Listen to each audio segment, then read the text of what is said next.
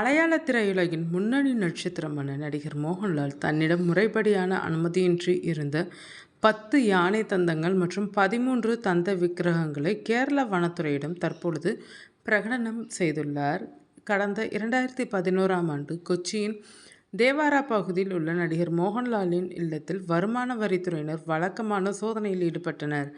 கணக்கில் வராத பணம் மற்றும் ஆவணங்களை தேடி சென்ற அதிகாரிகளுக்கு அங்கு பழங்காலத்து சொத்துக்கள் போல காட்சிக்கு வைக்கப்பட்டிருந்த யானை தந்தங்களும் தந்தத்திலான கலைப்பொருட்களும் அதிர்ச்சியை ஏற்படுத்தினர். உரிய அரசு சான்றிதழ்கள் இன்றி யானை தந்தங்களை வைத்திருப்பது சட்டவிரோதம் என்பதால் வனவிலங்கு பாதுகாப்பு சட்டம் 1972 கீழ் அவை பறிமுதல் செய்யப்பட்டு வழக்கு பதிவு செய்யப்பட்டது.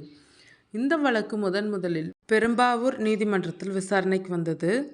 வழக்கு பதிவு செய்யப்பட்டதை தொடர்ந்து மோகன்லால் பெரும்பாவூர் நீதிமன்ற உத்தரவை எதிர்த்து கேரளா உயர்நீதிமன்றத்தை அணுகினார். உயர்நீதிமன்றம் இந்த வழக்கிற்கு இடைக்கால தடை விதித்து உத்தரவிட்டது. அதே நேரத்தில் தம் மீதான புகார்களுக்கு பதிலளித்த மோகன்லால் இயற்கையான காரணங்களால் உயிரிழந்த ஒரு வளர்ப்பு யானையிடம் இருந்து பெறப்பட்ட தந்தங்களே அவை என்றும் அவற்றை நினைவாக மட்டுமே தான் வீட்டில் வைத்திருந்ததாகவும் தெரிவித்தார். மேலும் இவற்றை வைத்திருப்பது சட்டப்படி குற்றம் என்பது தனக்கு தெரியாது என்றும் அவர் குறிப்பிட்டிருந்தார். வழக்கு நிலுவையில் இருந்தபோதே கடந்த 2015ஆம் ஆண்டு தன்னிடம் உள்ள தந்தங்களை முறைப்படி பிரகடனப்படுத்த மோகன்லாலுக்கு மாநில அரசு அனுமதி வழங்கியது. இதன் தொடர்ச்சியாக அடுத்த ஆண்டான 2016இல் இவற்றுக்கான அதிகாரப்பூர்வ உரிம சான்றிதழும் அவருக்கு வழங்கப்பட்டது. அரசின் இந்த அதிரடி நடவடிக்கையால் நடிகர் மோகன்லால் மீதான வழக்கு சில ஆண்டுகள் அப்படியே கிடப்பில் போடப்பட்டது. உரிம சான்றிதழ் கிடைத்ததை தொடர்ந்து தன் மீது தொடரப்பட்ட அசல் வழக்கை முற்றிலும் வாபஸ் பெறுமாறு 2016 மற்றும் 2019 ஆகிய ஆண்டுகளில் மோகன்லால் அரசுக்கு அடுத்தடுத்த கோரிக்கைகளை விடுத்தார். தன்னிடம் உள்ள தந்தங்கள் மற்றும் விக்கிரகங்கள் சட்டப்பூர்வமாக பெறப்பட்டவை என்றும் அவர் வாதிட்டார். ஆனால் நீண்ட பரிசீலனைக்கு பிறகு கடந்த 2023ஆம் ஆண்டு மோகன்லாலின் இந்த கோரிக்கை மனுக்களை அரசு தள்ளுபடி செய்தது.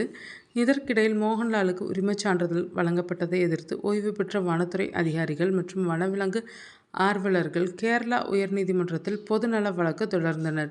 இதனால் 2011 முதல் நீடித்து வந்த சட்ட போராட்டம் ஒரு முக்கிய கட்டத்தை எட்டியது.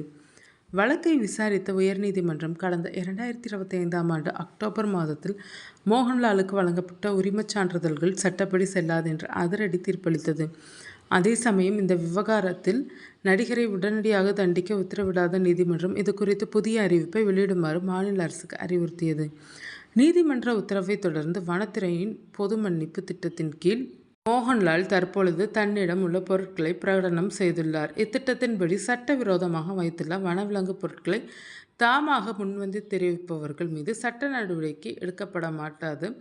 இதில் ஆச்சரியமளிக்கும் விதமாக 2011இல் ஆரம்பத்தில் கூறப்பட்ட எண்ணிக்கையை விட கூடுதலாக 6 தந்தங்கள் சேர்க்கப்பட்டு மொத்தம் 10 யானை தந்தங்கள் மற்றும் 13 தந்த விக்கிரகங்கள் தன்னிடம் இருப்பதாக கொச்சி மலையாற்றூர் வனத்துறை அலுவலகத்தில் மோகன்லால் தெரிவித்துள்ளார். அவர் ஒப்படைத்துள்ள பொருட்களில் கிருஷ்ணர், ராமர் மற்றும் திருப்பதி பாலாஜி ஆகிய கடவுள்களின் தந்தத்திலான சிலைகளும் அடங்கும். இவற்றின் மொத்த எடை சுமார் 46 கிலோ ஆகும். தன்னிடம் உள்ள பெரும்பாலான தந்தங்கள் பாரம்பரியமாக தனக்கு கிடைத்தவை அல்லது பரிசாக பெறப்பட்டவை என்று மோகன்லால் தரப்பில் விளக்கம் அளிக்கப்பட்டுள்ள நிலையில் தற்போது இந்த தந்தங்கள் மற்றும் சிலைகளின் உண்மைத்தன்மையை கண்டறிய வனத்துறை அதிகாரிகள் DNA பரிசோதனை செய்ய திட்டமிட்டுள்ளனர்.